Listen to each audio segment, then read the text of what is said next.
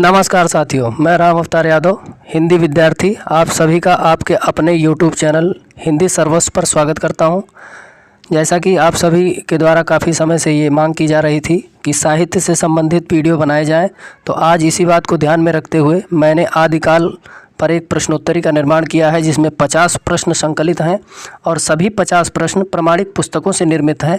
आशा करता हूं यह वीडियो आपको पसंद आएगा, और अगर वीडियो पसंद आए तो अपने मित्रों जो कि टीजीटी, पीजीटी और असिस्टेंट प्रोफेसर की तैयारी कर रहे हैं को ज़रूर शेयर करेंगे।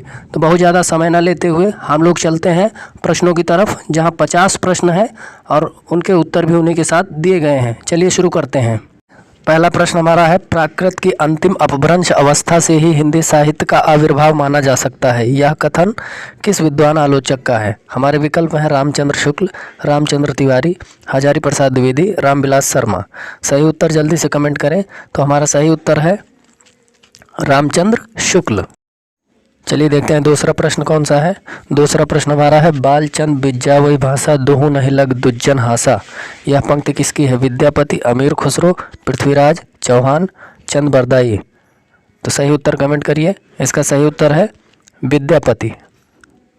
चलिए अब चलते हैं हम लोग तीसरे प्रश्न की तरफ। तीसरा प्रश्न हमारा है, चलिए वीर हमीर पाए भर मेड़ कंपई दिग्मगड़ अंधार धूल सुररह आछई। यह पंक्ति किसकी है? पृथ्वीराज रासो, हमीर रासो, विजयपाल रासो, खुमाण रासो। इसका सही उत्तर है हमीर रासो। आइए अगला प्रश्न देखते हैं। प्रश्न संख्या 4। प्रश्न संख्या 4 है, देसिल बयना सब जन मिठा ते तैसन जप अव अहट्टा। यह पंक्ति किसकी है? विद्यापति, अमीर खुसरो, चंद बरदाई, सारंगधर। सही उत्तर जल्दी से जल्दी कमेंट करिए। आपका सही उत्तर है विद्यापति। अब चलते हैं पांचवें प्रश्न की ओर। पांचवा प्रश्न हमारा है, शुक्ल जी के अनुसार विद्यापति ने अपभ्रंश से भिन्न प्रचलित बोलचाल की भाषा को क्या कहा है? हमारे विकल्प हैं देसी भाषा, अपभ्रंश भाषा, डिंगल भाषा और पिंगल भाषा। इसका सही उत्तर है देसी भाषा। आइए अब चलते हैं अगले प्रश्न की ओर, जो है प्रश्न संख्या 6। इसमें है, जो जीर्ण शासन भाष्यों सो मैं कह्यों सारू। उक्त पंक्तियां निम्न में से किस ग्रंथ से ली गई हैं? जिसका विकल्प है श्रावकाचार, पौमचर्यु, 63 महापुरुष गुणालंकार, इनमें से कोई नहीं। तो हमारा सही उत्तर है श्रावकाचार। आइए चलते हैं अगले प्रश्न की ओर। प्रश्न संख्या 7, विदु धावलेण सैण किम हल्लई बिण जीवेण देह किम चल्लय बिण जीवेण मोख को पावय तुम्हारे से किम अप्पय आवय। यह पंक्तियां निम्न में से किसकी हैं? पुष्पदंत, स्वयंभू, जिनदत्त सूर्य, सूर्यदेव सेन। तो इसका सही उत्तर है पुष्पदंत। आइए चलते हैं अगले प्रश्न की ओर। प्रश्न संख्या 8, निर्वाण के कितने अवयव ठहराए गए हैं? हमारे विकल्प हैं 1, 2, 3 और 4। तो आप लोग जानते हैं निर्वाण के 3 अवयव हैं, शून्य, विज्ञान और महासुख। इसका उत्तर सही है तीसरा।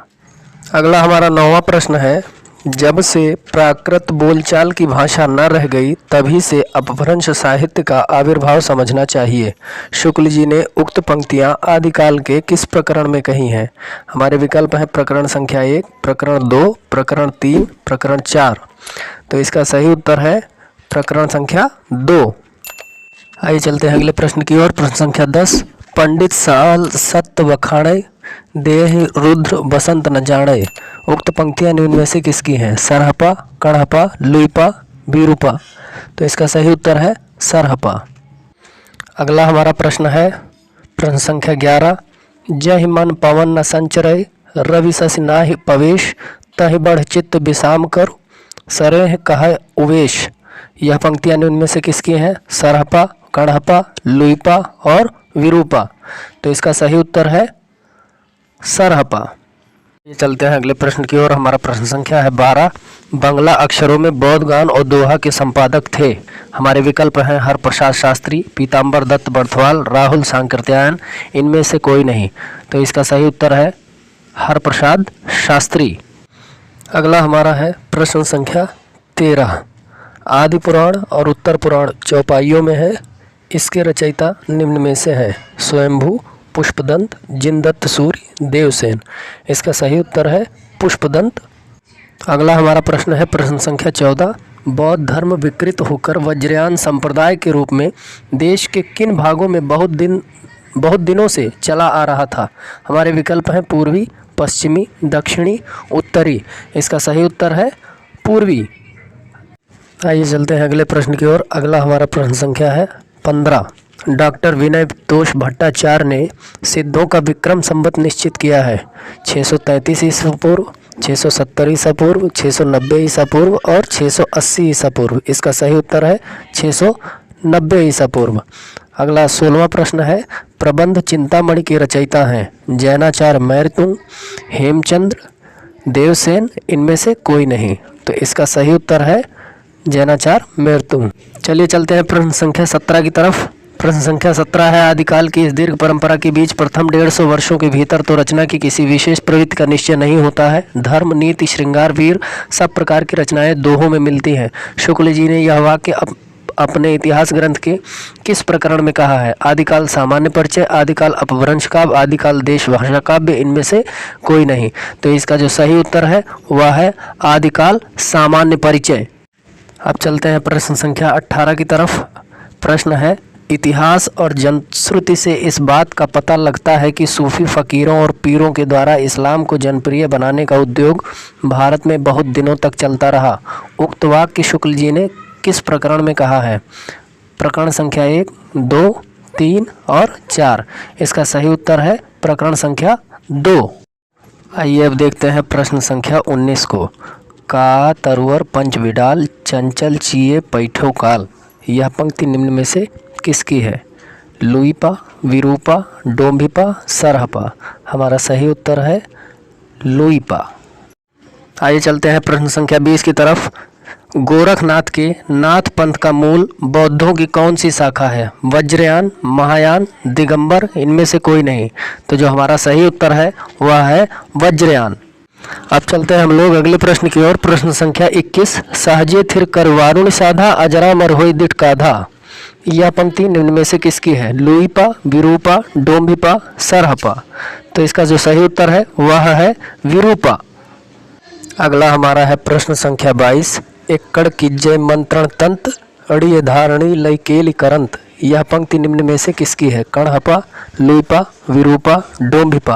और इसका सही उत्तर है कणहपा। अब चलते हैं प्रश्न संख्या 23 की तरफ। 23वां प्रश्न है, हेमचंद ने एक द्वयाश्रय काव्य की भी रचना की है जिसके मूल रचयिता कौन है? विद्यापति, भट्टी, ज्योतिश्वर ठाकुर, देवसेन। इसका सही उत्तर है भट्टी। अगले प्रश्न की तरफ चलने से पहले आपसे निवेदन है कि वीडियो को लाइक करें। अब चलते हैं अगले प्रश्न की तरफ। प्रश्न संख्या 24। मारंत राय रणरोल पड़ु मेन हा सद्द हो सुर राय नयर नार रमणी बाम नयन पफुर्य धो, यह पंक्ति निम्न में से किसकी है? विद्यापति, सारंगधर, पुष्पदंत, देवसेन। तो यह पंक्ति जो है विद्यापति की है। इसका सही उत्तर है विद्यापति। अगला प्रश्न है प्रश्न संख्या 25। हिंदू बोले दूरहि निकार छोटऊ तुर्का भबकी मार, यह पंक्ति निम्नलिखित में से किसकी है? विद्यापति, सारंगधर, पुष्पदंत, देवसेन। इसका सही उत्तर है विद्यापति। अब चलते हैं 26वें प्रश्न की ओर।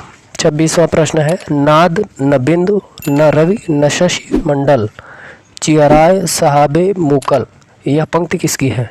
सरहपा, विरूपा, डोम्भिपा, कणहपा। तो इसका सही उत्तर है सरहपा। अगला हमारा प्रश्न है, हिंदू शास्त्रों में विकारों की बंधी संख्या है। हमारे विकल्प हैं 4, 5, 6, 3।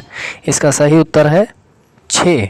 आइए अब देखते हैं प्रश्न संख्या 28। प्रश्न संख्या 28 है, राजा भोज की सभा में खड़े होकर राजा की दानशीलता का लंबा चौड़ा वर्णन करके लाखों रुपए पाने वाले कवियों का समय बीत चुका था। शुक्ल जी ने यह कथन आदिकाल के किस प्रकरण में कहा है? हमारे विकल्प हैं 1, 2, 3 और 4। इसका सही उत्तर है प्रकरण संख्या 3। आइए चलते हैं अगले प्रश्न की ओर। प्रश्न संख्या 29। ये वीर गाथाएं दो रूपों में मिलती हैं, प्रबंध काव्य के रस साहित्यिक रूप में और वीर गीतों यानी बैलेट्स के रूप में। यह कथन निम्न में से किस विद्वान का है? रामचंद्र शुक्ल, हजारी प्रसाद द्विवेदी, विश्वनाथ प्रसाद तिवारी, रामचंद्र तिवारी। जो इसका सही उत्तर है वह है रामचंद्र शुक्ल। अगला प्रश्न हमारा है प्रश्न संख्या 30। शुक्ल जी के अनुसार साहित्य की सामान्य भाषा हिंदी ही थी जो कहलाती थी डिंगल, पिंगल, संध्या, अपभ्रंश। इसका सही उत्तर है पिंगल। हमारा अगला प्रश्न है प्रश्न संख्या 31 और 32। प्रश्न संख्या 31 है विद्यापति की अवहट्ट में लिखी गई रचनाएं हैं कीर्तिलता, कीर्ति पताका, पदावली और ए और बी दोनों। तो इसका जो सही उत्तर है वह है ए और बी दोनों, कीर्तिलता और कीर्ति पताका। 32वां प्रश्न है बीसल देव का राजमती से रूठकर उड़ीसा की ओर प्रस्थान करना तथा वहां एक वर्ष रहना बीसल देव रासो की किस खंड की कथा है? हमारे विकल्प हैं 1, 2, 3 और 4। इसका सही उत्तर है विकल्प संख्या 2। अगला हमारा प्रश्न है प्रश्न संख्या 33। शुक्ल जी के अनुसार रासो शब्द की उत्पत्ति निम्न में से किस शब्द से हुई है? रास, रासक, रसायन, राजसूय। तो जो इसका सही उत्तर है वह है रसायन। अगला हमारा प्रश्न है प्रश्न संख्या 34। चंद बरदाई हिंदी के प्रथम कवि माने जाते हैं और इनका पृथ्वीराज रासो हिंदी का प्रथम महाकाव्य है। यह कथन किस आलोचक का है? हजारी प्रसाद द्विवेदी, रामचंद्र शुक्ल, रामविलास शर्मा, रामस्वरूप चतुर्वेदी। जो हमारा सही उत्तर है वह है रामचंद्र शुक्ल। अगला हमारा प्रश्न है प्रश्न संख्या 35। रामचंद्र शुक्ल के अनुसार 1272 का अर्थ है? हमारे विकल्प हैं 1272, 1212, 1273, 1215। इसका सही उत्तर है 1212। अब चलते हैं अगले प्रश्न की ओर। अगला प्रश्न हमारा है प्रश्न संख्या 36। गोरखनाथ की संस्कृत भाषा में लिखित ग्रंथों का सही विकल्प है गोरक्ष शतक, अभय मात्रा योग, ज्ञान चौतीसा, योग चिंतामणि। हमारे विकल्प हैं AB, AC, BC और AD। कहने का तात्पर्य यह है कि गोरक्ष शतक और योग चिंतामणि गोरखनाथ की संस्कृत भाषा में लिखित ग्रंथों का सही विकल्प है। आइए चलते हैं अगले प्रश्न की ओर। अगला प्रश्न हमारा है गोरखनाथ के ग्रंथों का सही विकल्प है? हमारे विकल्प हैं रोमावली, ज्ञान बोध, नरवई बोध, ज्ञान समुद्र। जिसके विकल्प हैं AD, AB, AC और BC। इसका सही विकल्प है AC, क्योंकि रोमावली और नरवई बोध गोरखनाथ की रचना है। अगला हमारा प्रश्न है प्रश्न संख्या 38। पृथ्वीराज रासो को अप्रामाणिक मानने वाले विद्वान हैं? विकल्प हैं गौरीशंकर, हीराचंद ओझा, रामचंद्र शुक्ल, हजारी प्रसाद द्विवेदी, कर्नल टाड। जिसके विकल्प हैं AB, AC, AD और BC।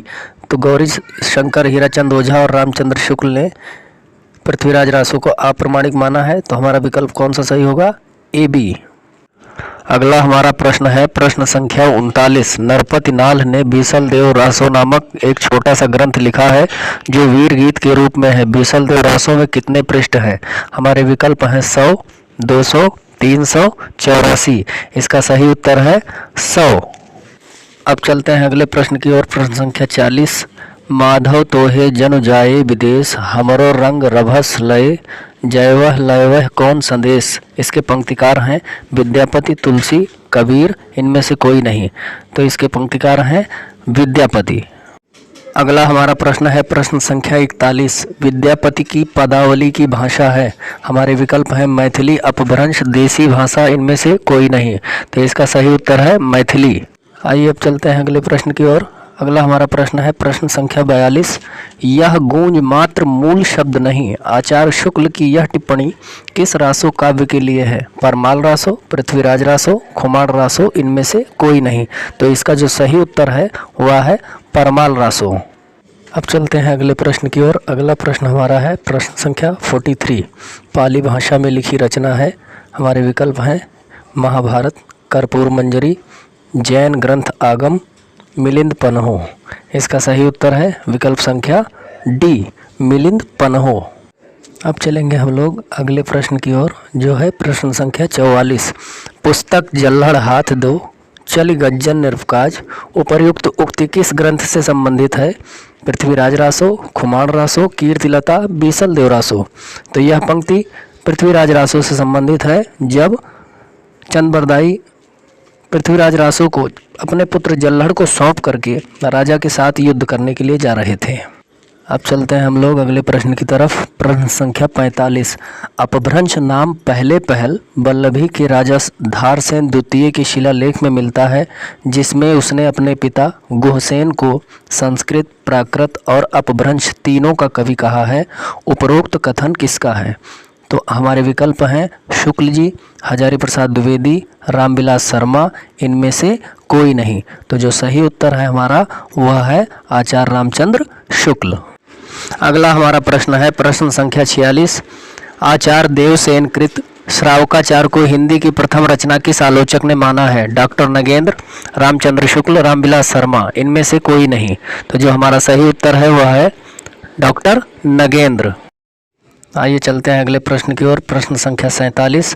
12 बरस लो कुखुर जीवे अरु 13 ले जिये सियार, बरस 18 छत्री जीवे आगे जीवन को धिक्कार। उपर्युक्त पंक्तियां किस ग्रंथ से ली गई हैं?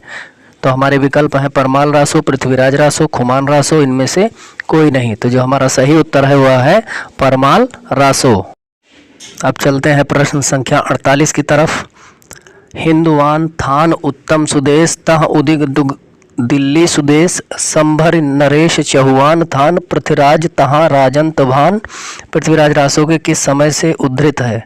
तो मैं आपको बताना चाहूँगा पृथ्वीराज रासो समय में विभक्त महाकाव्य है, इसमें पद्मावती, रेवा तट, कैमासवध, इनमें से कोई नहीं। तो यह जो पंक्तियां हैं वह हमारी ली गई हैं पद्मावती समय से।